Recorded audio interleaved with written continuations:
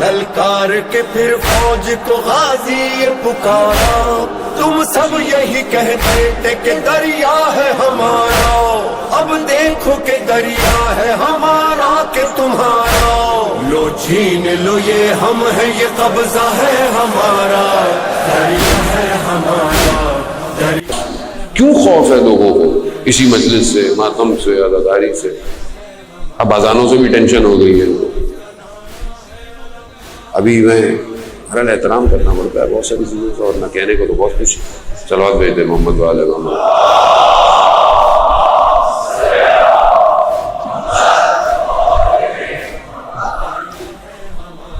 عزیزان محترم، آپ خود سوچیں کہ 70، میں نے کل آپ کی خدمت میں عرض کیا، 100 سال 70,000 ممبر امام علی کے خلاف، کیا ہوا؟ کچھ ہوا؟ اب کچھ کر ہو گئے؟ اس وقت تو چلو جو بھی حالات تھے، اب تو حالات ہمارے، اب تو ہم طاقت میں، اب تو تم کچھ نہیں ہوتا، اب تمہیں تکلیف ہو رہی ہے ہماری اذانوں سے، تو تم اپنے کانوں میں روئیاں ڈال دو بھائی۔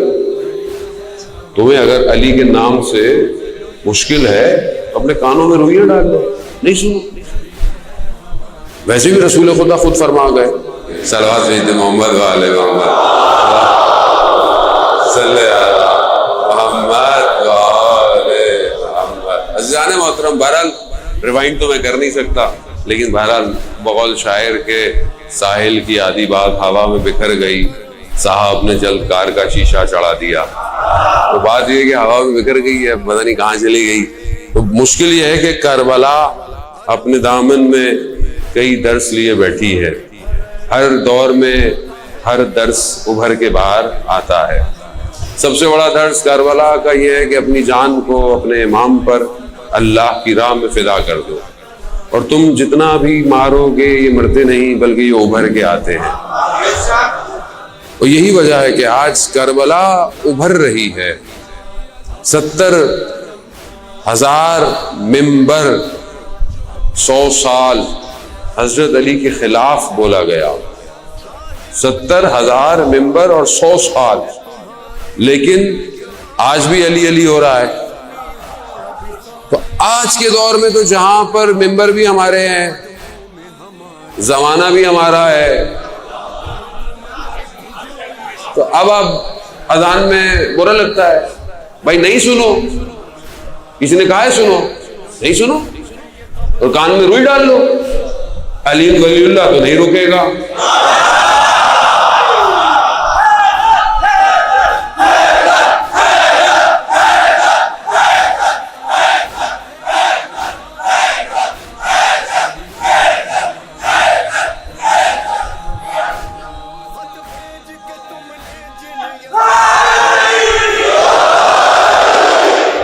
زمانہ کو اور تھا، زمانہ کوئی اور ہے، اب بہت مشکل ہے۔ اپنی مشکل پیدا کرو گے، ہمارا کچھ نہیں ہونے والا۔ یہ نہ ہو کہ تمہاری اذانوں میں بھی علی ولی اللہ آ جائے۔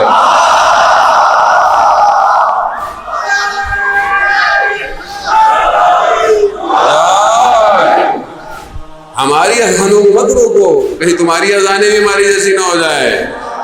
کیوں؟ کیونکہ زمانہ پہچانتا ہے کہ اسلام کو بچایا کس نے؟ کس نے؟ دعوت ذو العشیرہ کون ہے؟ جس کلمے کو ہم پڑھتے ہیں نا، وہ کلمہ رسول نے پڑھا تھا دعوت ذو العشیرہ میں۔ جو کلمہ مسلمان پڑھتے ہیں اسے تو حضرت ابو طالب حضرت علی نے پڑھا تھا، لا الہ الا اللہ محمد رسول اللہ۔ تو محمد رسول اللہ کس نے پڑھا؟ حضرت علی نے پڑھا کہ میں گواہی دیتا ہوں کہ آپ اللہ کے رسول ہیں۔ یہ جو ہم پڑھتے ہیں علی ولی اللہ وصی رسول اللہ، یہ کلمہ رسول نے پڑھا ہے۔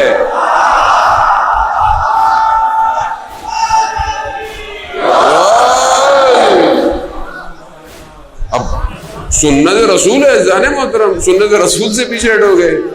اللہ اکبر اللہ اکبر۔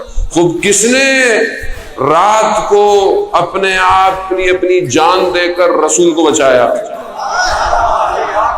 جہاں یہ سارے قبیلے جمع ہو گئے کہ مل کے ماریں گے، سب قبیلے مل کے ماریں گے، آئے، ہٹایا، کیا دیکھا؟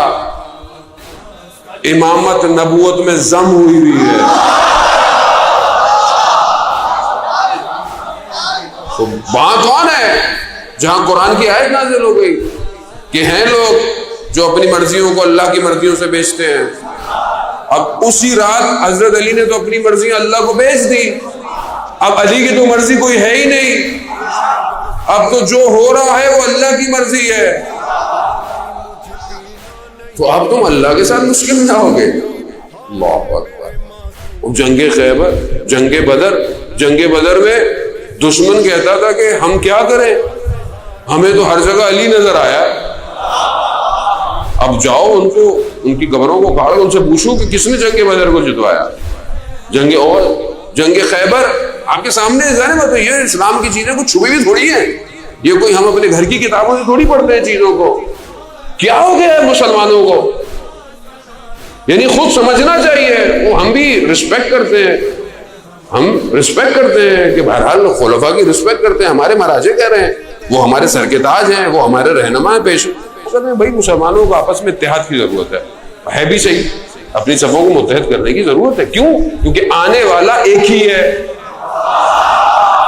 آنے والا ایک ہی ہے، چاہے سنی ہو، چاہے شیعہ ہو، چاہے دیوبندی ہو، چاہے اہل حدیث ہو، چاہے بریلوی ہو، کوئی بھی ہو، حتیٰ مسیح ہو، کرسچن میں بھی جتنے ہو، آرتھوڈاکس ہو، کیتھولک ہو، جو بھی ہو، چاہے عیسائی ہو، چاہے بدھسٹ ہو، چاہے زرتشت ہو، جو بھی ہو، آنے والا ایک ہے، اس ایک کے لیے متحد ہو جاؤ۔ ہم اس ایک کے لیے متحد ہوتے ہیں، ہم احترام کرتے ہیں، ہم کسی کے ساتھ کچھ نہیں کہتے، جو کہتے ہیں ہم کہتے ہیں وہ ان کا تعلق ہمارے سے نہیں ہے، ہمارے مہاراجوں نے کہا کہ احترام کرو، ہم احترام کرتے ہیں۔ عزیزان محترم، احترام کرنا یعنی رسپیکٹ کرنا، ایکسپٹ کرنا نہیں ہے، کیونکہ ہر کسی کا اپنا عقیدہ ہے، نہ کسی کے عقیدے کو چھیڑو، نہ کسی کا اپنا عقیدہ چھوڑو، ٹھیک ہے؟ احترام ہے، خوب ضروری ہے، لیکن آپ کو کیا ہو گیا ہے؟ علی کے مقابلے میں آ رہے ہو؟ علی کے مقابلے میں جو آیا آج تک بچا ہے؟ اب اس کا مطلب ہے آپ علی کے مقابلے میں آ رہے ہو، تو میں آپ کو تاریخ سے بتاتا ہوں، بہت شوق ہے نا آپ کو سننے کا، تو آپ سنیں۔ جو احزاب ہے، جنگ خندق، جو حضرت سلمان فارسی کے کہنے پہ کھودی گئی کہ یا رسول اللہ، ہمارے یہاں ایسا ہوتا ہے کہ شہر کے باہر ایک خندق کھودی جاتی ہے کہ دشمن انٹر نہ ہو، کیونکہ اب دشمن پوری طاقت سے آ رہا ہے، بہت ساروں کو مل کے اور ہزاروں کے تک مدینہ کے قریب انہوں نے اپنا ڈال لیا تھا۔ اب انہوں نے کہا کہ ہم کود جائیں گے، آ جائیں گے، انہوں نے خندق کھود دی، لیکن پھر بھی وہ اتنا طاقتور تھا، اس نے ایسی چھلانگ ماری اپنے گھوڑے سمیت، وہ آ گیا۔ اب آ گیا تو سب کامنا شروع ہوئی پبلک کہ کیا ہوگا، اس نے بھی آ کے بولا کہ آؤ، ہے کوئی؟ مولا علی کھڑے ہوئے، رسول خدا نے کہا نہیں، رک جا۔ 3 دفعہ اس نے اہانت کی، تیسری دفعہ حضرت علی کو رسول خدا نے جانے دیا۔ کیوں جانے دیا؟ تاکہ کل کو تاریخ میں کوئی یہ مورخ نہ لکھے کہ ہم بھی جانا چاہتے تھے،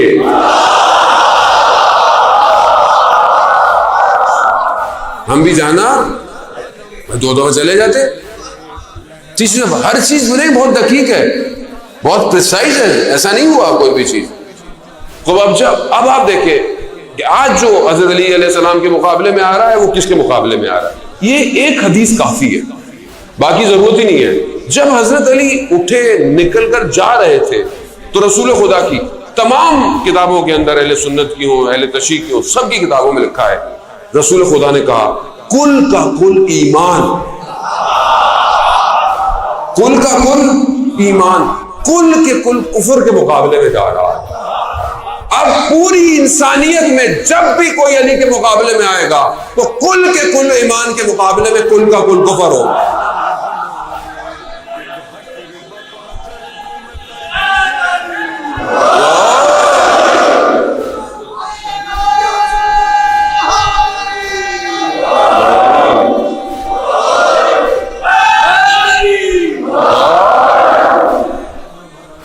تو پتہ ہی نہیں تم کس کے مقابلے میں آ رہے ہو. یہاں بچا کون آج تک؟ خیبر کتنے 39 ڈیز. بچے بیٹھے ہوئے اردو نہیں آتی آج کل, ہمیں بھی اچھی نہیں آتی اردو. 39 ڈیز مسلمان لڑتے رہے, قلعہ فتح نہیں ہوا. کیوں؟ ایک تو دروازہ اتنا بڑا تھا, اوپر سے اندر تھا وہ اتنا مضبوط تھا, نہیں لڑ سکے. اور انہوں نے بھی خندق کھودی ہوئی تھی, قلعے سے پہلے خندق تھی, آگ لگی ہوئی تھی. کیا کرے؟ جب 39 ڈیز کچھ نہیں ہوا تو پھر وہی آیا. جب نظام کائنات کا تاریخ بشریت کو دکھا رہا ہے کہ حیدر کے علاوہ کوئی اور نہیں ہے, تم اس کو روکو گے؟ اللہ اکبر. آئے پھر امام نے اسی دروازے کو رستہ بنا دیا اکھاڑ کے, وہ مسلمان اسی روڑ کے گئے. وہ کہ جو بہت اپنے آپ کو طاقتور سمجھتا تھا, جب اسے پتہ نہیں لگا کہ یہ کون ہے, اس تو نام دیکھ کر پریشان ہو گیا, کیونکہ اسے اسی ماں نے بتایا ہوا تھا کہ کبھی حیدر کے مقابلے میں نہیں آنا. عزیزان محترم, اسلام میرے آپ کے گھر کا دین نہیں, یہ اللہ کا دین ہے جسے اس نے رسول کے گھر بھیجا ہے. جس دروازے پر کھڑے ہو کر رسول اپنی آخری زندگی میں 6 مہینے تک السلام علیکہ یا اہل بیت النبوہ, تو اس گھر کے مقابلے میں آئے. وہ زمانہ کوئی اور تھا. اب تو ایک ایک آدمی یہاں پر تیر کھانے کو تیار ہے. اب زمانہ کوئی اور ہو گیا ہے. اب تو دنیا کی سب سے بڑی طاقت جو اپنے آپ کو کہتی ہے کہ مشین ایسے ہیں تو ٹینک ایسے ہیں تو ہمارے جو چلتے ہیں تو زلزلے آتے ہیں, ہمارے پاس دنیا کا بہترین اسلحہ ہے تو یوں ہے, ایک ٹینک چلتا ہے تو زلزلہ ہے اور اس میں پتہ نہیں 18 لوگ بیٹھے ہوئے ہوتے ہیں. 260 ٹینکوں کو چھوٹے سے گروہ نے 260 ٹینک, جس ٹینک میں صرف جہاں پر وہ پھینکتا ہے گولا اس جگہ پر صرف ضعف ہوتا ہے. ان سے پوچھا کہ یہ تم نے کیسے اڑائے ٹینک, اور وہیں جا کے لگتا تھا میزائل تمہارا. کہا ہم تو کچھ نہیں کرتے تھے, ہم تو سرنگوں سے باہر آتے تھے اور یہی کہتے تھے یا مہدی ادرکنی, یا مہدی ادرکنی. جس کا امام زندہ ہو, ہمارا تو امام زندہ ہے. اب تم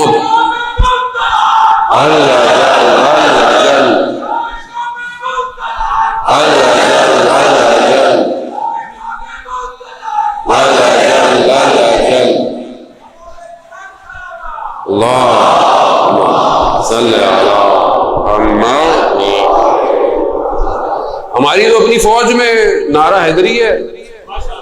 کیوں؟ فوج کو بھی پتا ہے کامیابی حیدر سے ہی ہے. ابھی میں آپ کو کیا کیا بتاؤں عزیزان محترم, سب ساری باتیں آپ جانتے, صرف یہ ان کو جن کو تھوڑے کانوں میں غبار آ گیا ہے, تھوڑا غبار صحیح کر لیں, ورنہ حیدر کا بیٹا زندہ ہے اور اس کے پاس بھی ذوالفقار ہے اور وہ بھی نسلیں دیکھ کے چلتی ہے.